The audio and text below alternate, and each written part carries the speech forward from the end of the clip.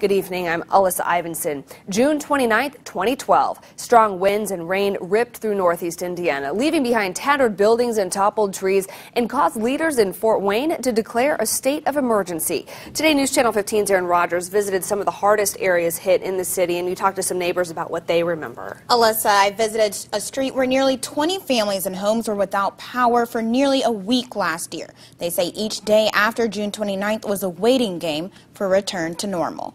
While today might have been a good day to mow the lawn or walk the dog, it wasn't the case a year ago. That's when 91-mile-per-hour winds ripped through the city, causing more than $1 million worth of damage and leaving nearly 10,000 people without power. Watching the windows just actually moving in and out, that's how strong the winds were. We thought the windows were going to blow out, but they didn't. People on one street in southwest Fort Wayne didn't get their power turned back on until 5 days later on July 4th.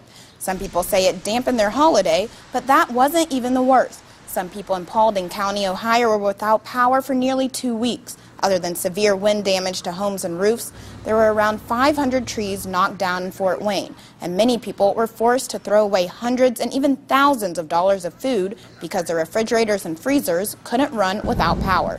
People described that week as a hot, uncomfortable inconvenience, and they're hoping nothing like that will happen anytime soon.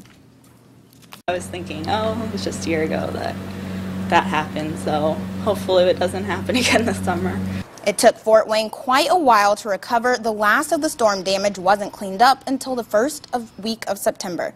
Neighbors in the Falls of Beaver Creek subdivision say to their knowledge the power lines that were knocked down have since been buried underground, so they're hopeful something like this won't happen again. And tonight at 11, hear from more neighbors of their accounts of what happened a year ago today. Yeah, I know we all have our own stories and remember those the storms, and for me, driving around after it all happened, it was like Fort Wayne was a ghost town. So I know. I started a week after and I heard all the stories. Right. All right, well, we look forward to your report at 11. Thank you, Aaron.